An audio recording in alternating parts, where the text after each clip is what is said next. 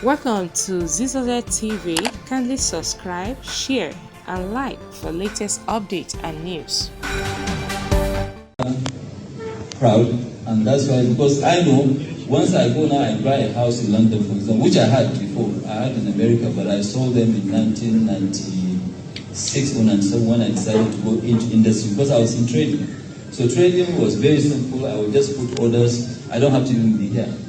But then I said, okay, fine. If I have these houses, I will be going there. I must create a reason why I must go. Yes.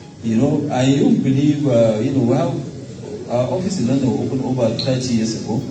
But I think, 35 years ago. Actually, before you told me 33 years ago, and yes, it was London office that issued their letter of employment.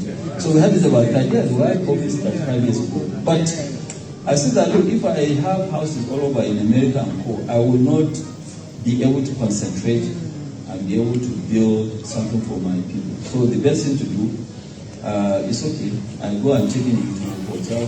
When I finish, I give them my credit card and walk away. I don't want to leave and then somebody will call me that there's a bus fight or whatever. No.